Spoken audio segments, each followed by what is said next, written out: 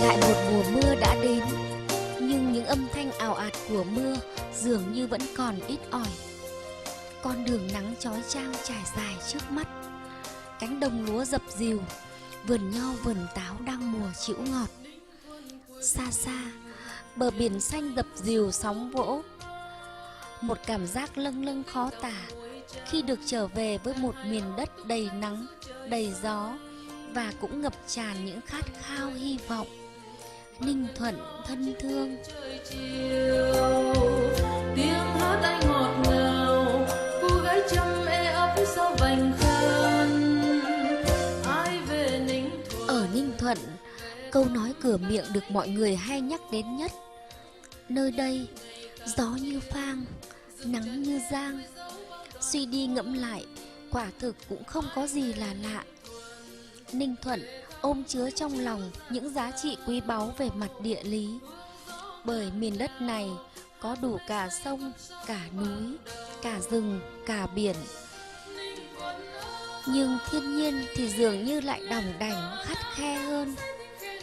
Cái nắng, cái gió đã vô tình nhiều hơn cái mưa, để rồi vô tình làm cho sự khô khát luôn hiện hữu, in hằn trong tiềm thức. Ninh Thuận thì nó là một con tỉnh ở cái vùng duyên hải Nam Trung Bộ, có cái vị trí địa lý cũng như là cái điều kiện tự nhiên hết sức khó khăn. Về vị trí địa lý thì rất khó có điều kiện để phát triển kinh tế, và về điều kiện tự nhiên này là một trong những tỉnh ở khu vực Nam Trung Bộ này là hết sức khắc nghiệt, bởi vì là cái lượng mưa hàng năm rất thấp, thời gian mưa thì rất ngắn và cường độ tập trung thì rất mạnh. Khi mưa thì nước mưa gần như trôi ra biển, và cái điều kiện độ dốc của nó là nó rất lớn, thoải từ Tây sang Đông, cho nên mưa hàng năm và hầu như là đưa ra biển và nó chỉ giữ lại một lượng rất ít.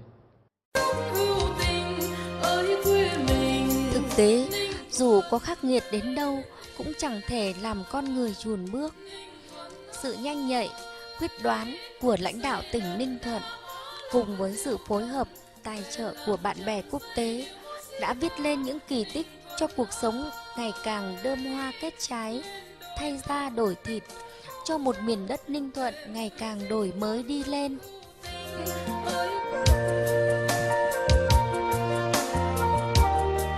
Dự án nâng cao năng lực quản lý nguồn nước và cung cấp dịch vụ công do hai chính phủ Vương quốc Bỉ và Việt Nam thực hiện, với tổng giá trị của dự án lên đến 13.070.000 euro, đã được phê duyệt và triển khai tại Ninh Thuận.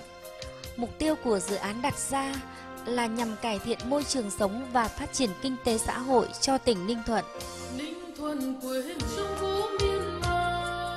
Đây là hội sở của Ban xây dựng năng lực và quản lý dự án tài nguyên nước tỉnh Ninh Thuận, một cơ quan hoạt động dưới sự quản lý, điều hành trực tiếp của Ủy ban Nhân dân tỉnh Ninh Thuận. 20 cán bộ, 20 trái tim nhiệt huyết và cống hiến, dưới sự lãnh đạo của một ban lãnh đạo đầy trách nhiệm, sáng tạo và công tâm. Đến nay, tập thể lãnh đạo này đã ngày một trưởng thành, dày dặn kinh nghiệm trong công tác phát triển, nâng cao năng lực và hỗ trợ cộng đồng. Ai về Ninh Thuận, về thăm Ninh chứ dặn dò. Được Ủy ban Nhân dân tỉnh Ninh Thuận giao trọng trách là đơn vị tiếp nhận, quản lý và thực hiện dự án, Ban xây dựng năng lực và quản lý tài nguyên nước tỉnh Ninh Thuận đã bắt tay vào triển khai trên tinh thần dám nghĩ, dám làm, nhiệt tình, trách nhiệm, vượt mọi khó khăn, tất cả để thực hiện thành công dự án ở mức cao nhất. Để rồi, những công sức của tập thể đội ngũ lãnh đạo và cán bộ của ban đã được đền đáp. Từ đây, những mục tiêu, kết quả mà dự án mong đợi đã trở thành hiện thực, mang lại những giá trị đích thực của người hưởng lợi và cho cộng đồng. Về làng Trâm xây điệu múa si va,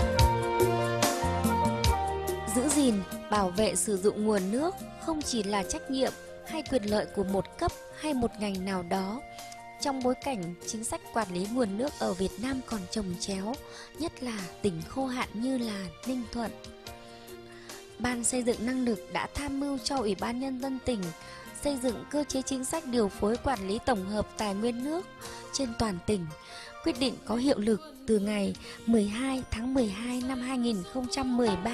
Nhiệm vụ của ban chỉ đạo là tham mưu cho Ủy ban Nhân dân tỉnh trong công tác quản lý tổng hợp và thống nhất tài nguyên nước, bao gồm các hoạt động như là khai thác, sử dụng, phòng chống suy thoái, ô nhiễm nguồn nước và khắc phục có hiệu quả các cái tác hại do nước gây ra để bảo đảm cái yêu cầu là phát triển kinh tế xã hội của tỉnh một cách bền vững nhất. Cán bộ Ban xây dựng năng lực và cán bộ của các sở ban ngành có liên quan thật sự được nâng cao năng lực toàn diện về phong cách làm việc, tác phong thực hiện các hoạt động can thiệp cộng đồng với chuyên môn chuẩn, được lĩnh hội từ các chuyên gia phát triển hàng đầu Việt Nam, đáp ứng yêu cầu công việc của nhà tài trợ đề ra khi thực hiện các hoạt động dự án với phương pháp cùng tham gia và chú trọng yếu tố nhân rộng. Sau khi được cơ quan phát triển Bỉ chấp thuận và Ủy ban Nhân dân tỉnh Ninh Thuận phê duyệt báo cáo nâng cao năng lực cung cấp dịch vụ công, cơ quan phát triển Bỉ đã hợp tác hiệu quả với Ban xây dựng năng lực, tổ chức 27 khóa đào tạo, bồi dưỡng cho 870 lượt học viên.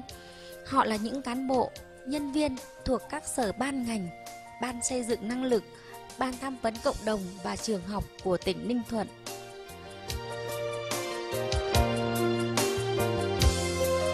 Lần lượt các khóa đào tạo như quản lý tài chính dự án, nghiệp vụ đấu thầu, quản lý tài chính ODA, kỹ năng điều hành quản lý dự án, kỹ năng truyền thông, kỹ năng giám sát và đánh giá dự án, kỹ năng viết đề án và vận động tài trợ, v.v. đã được tổ chức thành công. Qua đó, nâng cao năng lực và trình độ chuyên môn cho học viên, góp phần vào thực hiện thắng lợi mục tiêu của dự án. I think we should complete project quickly. Okay. Thank you very much. I would like to invite Miss Me to talk about the assessment. They have many work, so some work were delayed, and I want to say about the Miss Me. She worked very hard. Họp giao ban bằng tiếng Anh, họp thường kỳ bằng tiếng Anh, họp nhóm bằng tiếng Anh. Một nét làm việc rất mới, sáng tạo, giúp cho mọi thành viên trong ban luôn củng cố và nâng cao trình độ ngoại ngữ của mình. Với 100% cán bộ của Ban xây dựng năng lực có khả năng giao tiếp bằng tiếng Anh trực tiếp. Phong cách làm việc chuyên nghiệp, hiện đại, hiệu quả và dựa vào kết quả, thích ứng cao trong môi trường tiếp xúc thường xuyên với nhà tài trợ, các đoàn khách ngoại giao, khách mời quốc tế và người nước ngoài.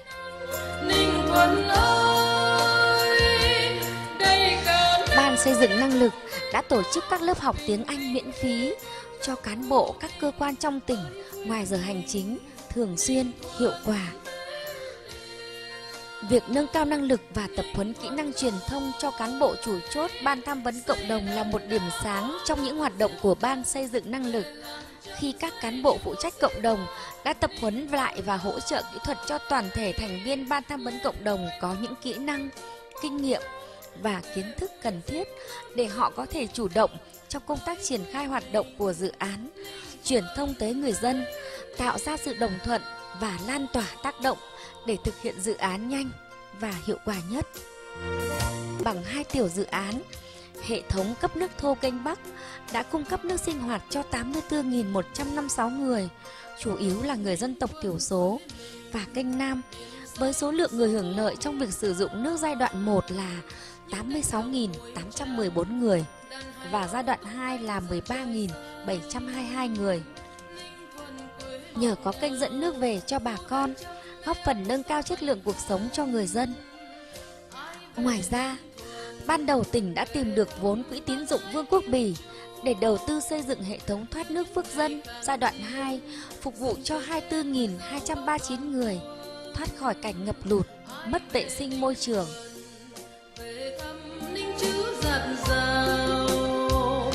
Dự án hệ thống cấp nước kênh Bắc được khởi công vào ngày 25 tháng 4 năm 2013. Sau khi hoàn thành đưa vào sử dụng ngày 27 tháng 2 năm 2014, bàn giao cho Trung tâm nước sạch và vệ sinh nông thôn để cung cấp nước cho nhân dân tại cộng đồng, chủ yếu là đồng bào dân tộc thiểu số.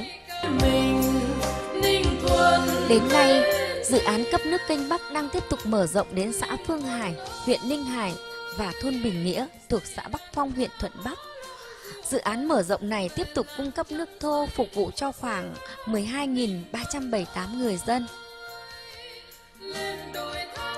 Hy vọng dự án xây dựng hệ thống thoát nước Phước Dân giai đoạn 2 sẽ được khởi công vào năm 2015 và hoàn thành vào năm 2018.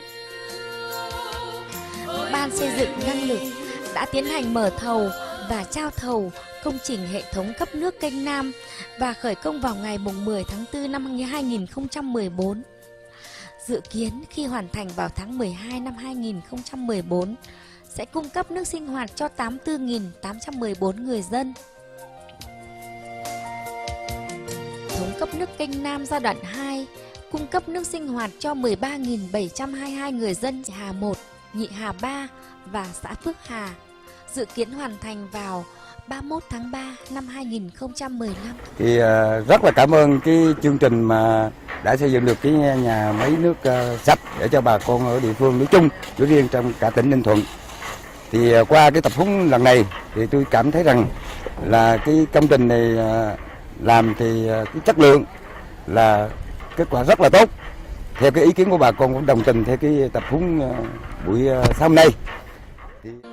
Ban xây dựng năng lực đã có sáng kiến trong việc đưa cộng đồng tham gia vào giám sát chất lượng công trình xây dựng công và vận động người dân tham gia đóng góp ngày công lao động tại các công trình phúc lợi của dự án.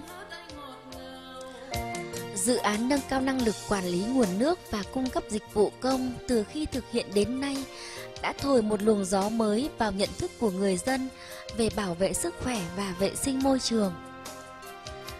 Đến với thị trấn Phước Dân, nằm trong vùng hưởng lợi của dự án, đã nhìn thấy những đổi thay đáng khích lệ.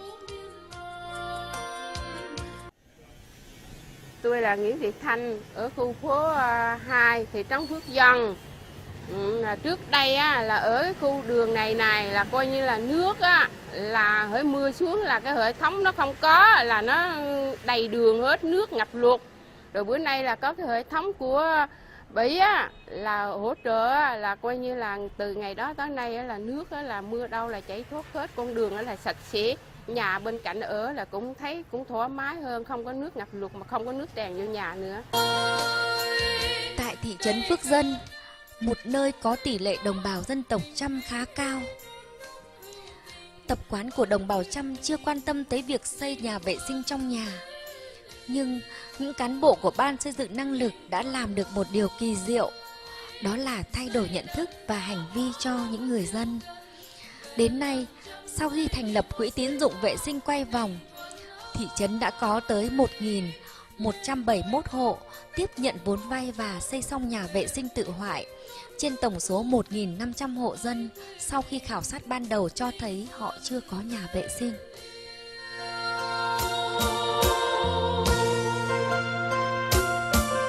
Có được thành quả đó, Ban xây dựng năng lực đã tổ chức nhiều buổi tập huấn kỹ năng truyền thông và hướng dẫn thực hiện, hỗ trợ kỹ thuật cho hội phụ nữ, áp dụng kỹ năng làm việc theo nhóm, tổ chức mô hình thí điểm, xây dựng các cụm pano áp phích tuyên truyền, vận động các cấp các ngành cùng ra quân vì môi trường xanh sạch đẹp, và còn có rất nhiều các công việc khác. Hôm nay, công sức của họ đã được đền đáp.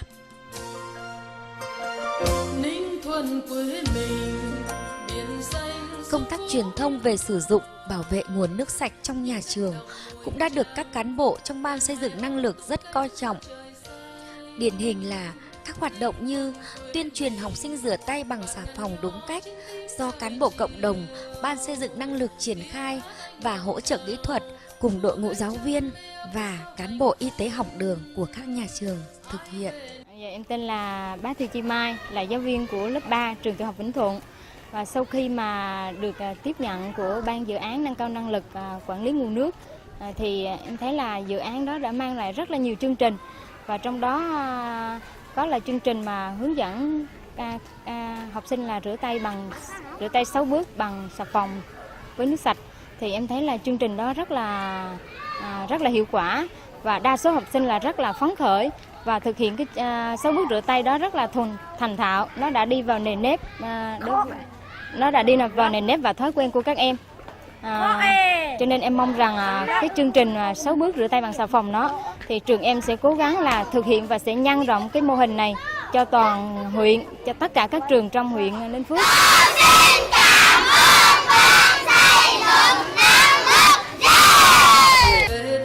Tổng cộng, tại thị trấn Phước Dân đã có 4 nhà vệ sinh trường học và 1 nhà vệ sinh tại chợ được xây dựng, đã được bàn giao và đi vào sử dụng. Đây là một khu phố của thị trấn Khánh Hải, một không khí náo nhiệt đang hâm nóng bầu không khí tại thị trấn nhỏ nhắn và thanh bình. Sinh viên trường Cao đẳng Sư phạm Ninh Thuận đang tổ chức buổi diễu hành vì môi trường, một hoạt động thường xuyên với sự chỉ đạo của Ban xây dựng năng lực. Những hoạt động diễu hành của sinh viên, các con đường thanh niên tự quản, phụ nữ tự quản đã được tổ chức, các hoạt động thường xuyên nhân kỷ niệm Ngày nước thế giới. Kể từ khi dự án mà Ban xây dựng năng lực triển khai về thị trấn Khánh Hải, công trình hệ thống thoát nước thải thị trấn Khánh Hải đã đi vào hoạt động, và công trình đã ngay lập tức phát huy được hiệu quả, góp phần cải thiện môi trường sống cho những người dân nơi đây. Cũng như hệ thống thoát nước thị trấn Phước Dân, công trình hệ thống thoát nước Khánh Hải từ khi hoàn thành đã giảm ngập úng và ô nhiễm môi trường cho 16.238 người dân. Cho đến nay vẫn đang hoạt động hiệu quả tốt. Thị trấn cũng đã xây dựng được 3 nhà vệ sinh trường học, phục vụ cho khoảng 1.900 học sinh. Ban xây dựng năng lực luôn hoàn thành báo cáo và kế hoạch một cách xuất sắc, thể hiện trình độ quản lý dự án tốt, chất lượng cao. Dự án được thực hiện đúng tiến độ, đúng hướng với tỷ lệ giải ngân trên 180% so với kế hoạch năm 2012. Dự án đã đạt được nhiều tiến bộ đáng khen ngợi, tiềm năng sẽ đạt được toàn bộ kết quả và mục tiêu của dự án. Đây có thể nói là một mô hình điển hình của sự hợp tác có hiệu quả. Ở đâu có nước, ở đó có sự sống. Nguồn nước sạch đang ngày càng ít dần đi bởi sự ô nhiễm do chính con người tự gây nên. Nước sạch đang dần trở nên quý hiếm. Việc giữ gìn, bảo vệ nguồn tài nguyên quý hiếm mang ý nghĩa sống còn cho mỗi chúng ta.